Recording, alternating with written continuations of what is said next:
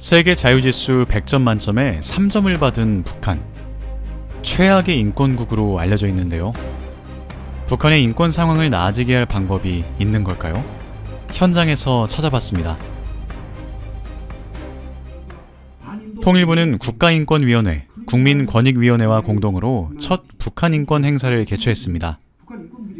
제4차 북한 UPR 이후 북한 인권 증진 추진 방향을 논의하는 토론회입니다. UPR은 193개의 모든 UN 회원국이 4, 5년을 주기로 자국의 인권 상황을 다른 회원국들에게 점검받는 자리입니다. 북한은 2009년부터 3차례에 걸쳐 UN 회원국들에게 인권 사항에 대한 권고를 받았는데요. 1차 때는요, 2009년 12월이었는데요. 167개 권고 중에서 50개 권고를 즉시 거부했고 나머지는 그래 수용하겠다라고 얘기는 했었었죠. 2차는 다소 협력적인 태도를 보였어요. 그게 언제냐면 2014년 5월이었거든요. 아시다시피 2014년 2월에 COI 보고서가 나오지 않았습니까? 이제 그거에 대해서 최고 존엄을 ICC로 보내네 마네 이런 일들이 있었기 때문에도 좀 급했고 이 반인도적 범죄에 해당하는 걸 지적했기 때문에 북한이 인권 문제에 있어서 좀 더 유연한 자세를 보일 필요성이 있었다라고 합니다.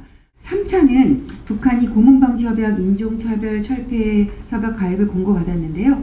하겠다고 해놓고 이를 이행하지 않았었던 것이 바로 정치권, 시민권에 대해서는 무시하는 대표적인 사례라고 볼 수 있겠습니다. 지난 11월 7일 북한이 5년 만에 다시 인권심사대에 올랐습니다. 193개 UN 회원국 중 86개 나라가 발언을 신청해 북한의 참혹한 인권 상황을 지적했는데요.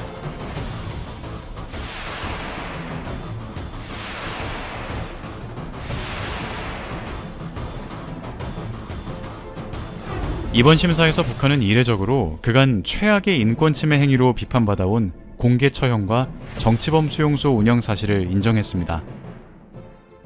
이번 UPR에서는 그간 우리 정부가 강조해온 반동 사상 문화 배격법을 비롯한 3대 악법 제정, 납북 억류 문제, 탈북민 강제 북송 등의 북한 인권 의제가 각국 권고안에 다수 반영되었습니다. 이는 그동안 북한 경제사회 실태인식 보고서와 북한 인권 보고서 등을 통해 북한 인권의 실상을 알려왔던 우리 정부의 노력이 만들어낸 유의미한 성과라고 할 수 있습니다. 토론회에는 이일규 전 쿠바 주재 북한 대사관 참사가 초대됐는데요. 국제사회의 북한 인권 논의에 대해 북한 내부의 대응 동향을 확인할 수 있는 북한 외무성과 재외공관 간의 외교 전문을 공개했습니다. 김정은이 집권을 한 2012년부터는 북한이 이제 인권에 대응하는 방식이 좀 달라졌는데요.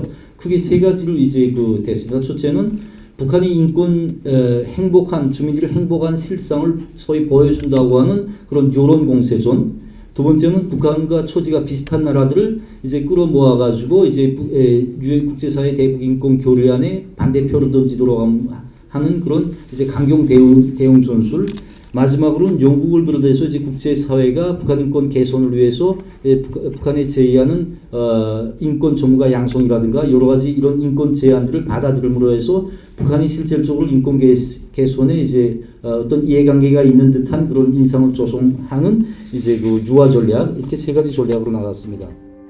그동안 정부는 북한 인권 침해 구제 등 책임 규명 방안에도 많은 노력을 기울여 왔는데요. 북한 인권 침해 사례 조사와 기록, 인권 침해 피해자 기억과 추모, 피해자인 탈북민의 마음 치료 등 북한의 인권 침해 사실을 객관적으로 규명하고 알려나가고 있습니다.